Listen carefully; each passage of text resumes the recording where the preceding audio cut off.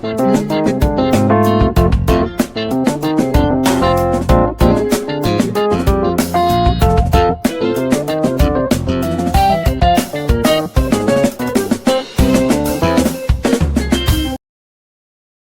everyone. You are welcome to Anchor Network, where you get reliable and authentic news that are so crucial to you.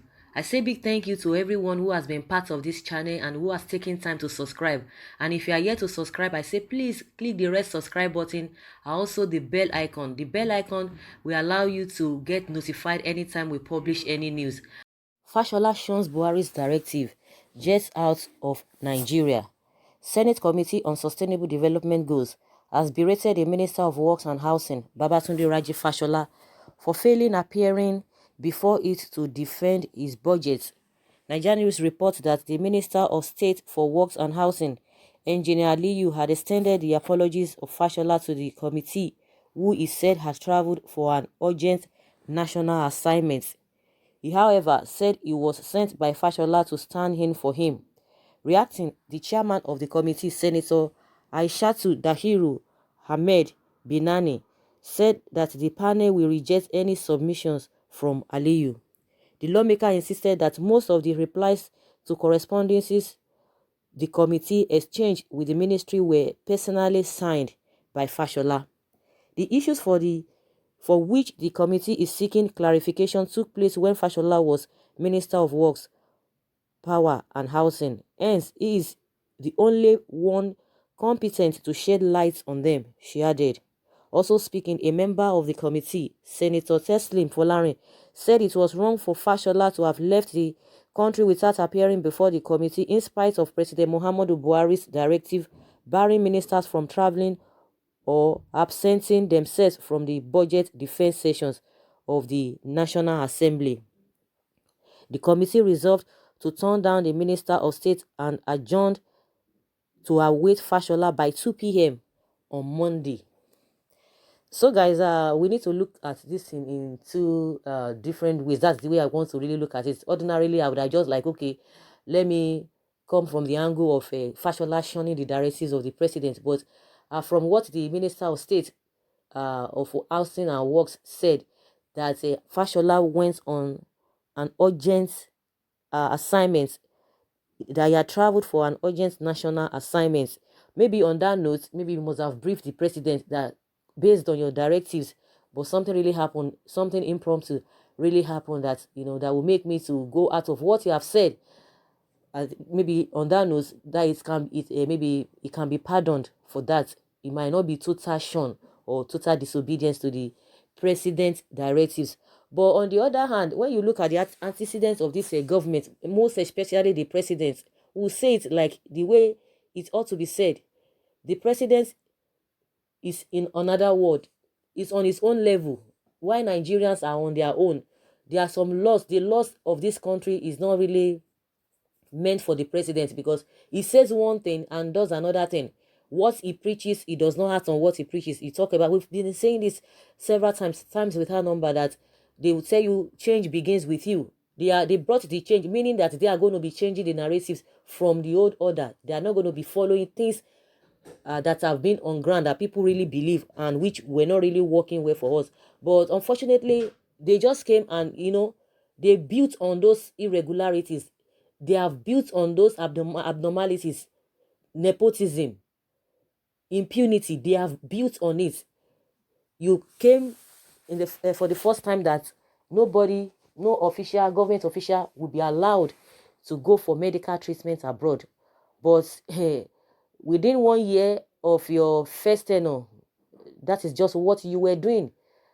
And up till now, the president never deemed it fit to make us have a befitting hospital, world-class hospital in this country. No, he believes himself, and I see that as selfishness. I believe that as neglecting people, looking down on people. That you guys, you can be attending all of these hospitals. You can, whatever that is happening in this country, it is for you. He has said it even when he tried to forcefully return Nigerians abroad who were schooling abroad when he came in.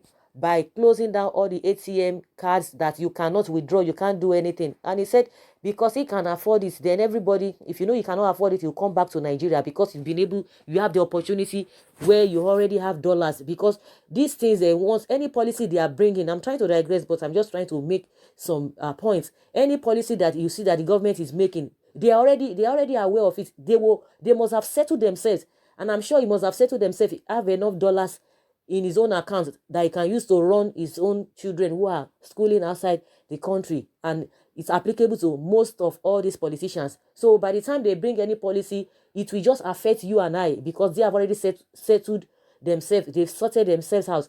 And that's why he can tell you that, oh, if you cannot afford it, then you come back to Nigeria, that we have schools in Nigeria. But they say, but your children are schooling there. But he said he can afford it. So he's a kind of person, from what we have seen in the last for the past 4 years, is the laws that are constitutionally instituted for Nigerians are not meant for him. That's why they can pick and choose the law they really want to, or the court order they want to obey. Now he's gone to Saudi Arabia. From there, he will be going to London for private visits, according to what Femi Adesina has said. So if really he can say something and he does something else, then what do you expect from the ministers as well? They can flat the order, because they know that of course now them nothing will happen. We can only talk, but one thing that we know is that posterity will judge. Whatever you think you are doing, you think you are above board, you can do and undo, but posterity will judge all of us. But the unfortunate thing there is that the masses will be the one bearing the burdens at any time, whether now, whether before now or in the future, unless something, when you talk of future, unless something drastic will happen. But people have been suffering all of these things. They are the ones who have been affected in one way or the other with all this impunity and irregularities. Somebody was like, oh, why is it that people always talk about this president administration? Who are you supposed to call upon? Anything that happens, whether good or bad, the president must be called upon, because he knew quite all right. And anybody who is coming to be a leader knows that whether good or bad, in time of gaining, in time of a suffering, your name will be called. No matter what, your name will be called. Some people will like, oh, some people are committing havoc, they are doing all manner of things here. Oh, the next thing they will call the president's name. Of course, they will call his name, because that is what he has signed for. You cannot be there and people will not mention your name, whether good or bad. So you ought to have prepared yourself. If you know that you are a Democrat, you are now a changed person, you must be prepared for that. That is what the office is meant for. Even when you are doing the right thing, people will still call your name. So those are the things that you need to have known before coming. So this idea of they're always talking about him. Of course, who are they going to talk about? All the allowances that he's getting, who is getting them? All the things that he's getting free, who is getting them? Is it the masses? Is he not the one that is getting it? The sweetness, the juicy aspect of the position is the one getting it in food dose. He's getting them. The benefit is getting them in food dose. All the budget that will be prepared.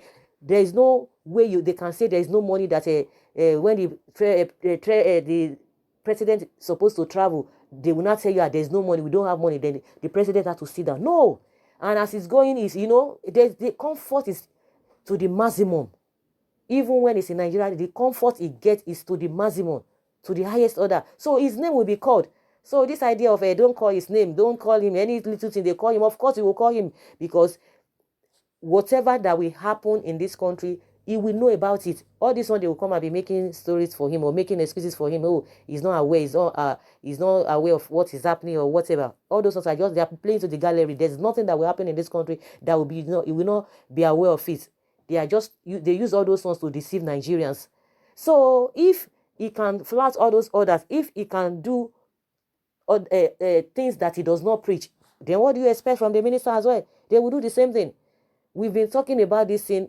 Oh, let our politicians, let them stay back in Nigeria, and all the things that are going outside the country to enjoy. Why can't they bring them back? They are not doing anything, because they know that the moment you have the knowledge, they know that the moment the people are educated, they know their rights, they know left from right, they will be able to challenge them. And you see few people that are challenging them now, they are fidgeting, they are not comfortable with that. The more people are educated, the more people are enlightened, the more they will be able to challenge you. They will be able to put some things towards you, before you. Nobody will just be taking anything, any story that you're going to make up. Okay, you have said this, then they should just accept it, and they will not look at the whole thing thoroughly.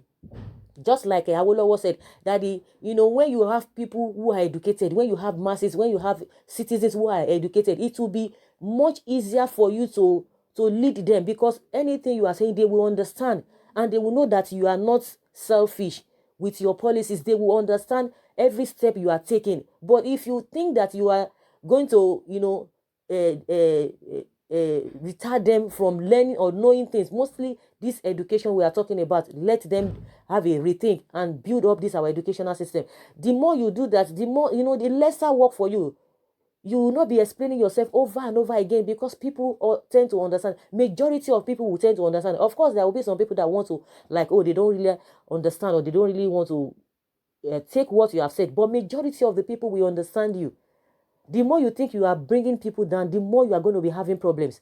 You will see that you are working, and yet people don't get it. You will see that you are trying to bring some policies, yet people don't get it, because you've already brought them down, and you expect them to just take anything. Even when you are doing the right thing, nobody wants to understand. Nobody want to look you. Majority of people might not want to look at it. Maybe few people will just say, oh, what you are doing is good, and all of that. So it is better for them to have a rethink and do the needful, so that all of us, will be happy.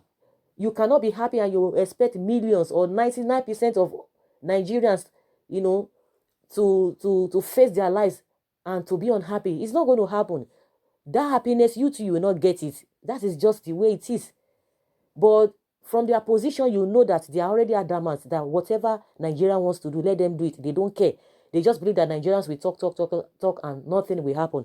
So, guys, that is just my opinion concerning um Fashola shunning a Buhari's a directive, and the Senate has said until he comes back that they are not going to accept anything or any submission from the Minister of State on Works and Housing until Fashola comes back, so that he will shed more light on what they really want to ask him.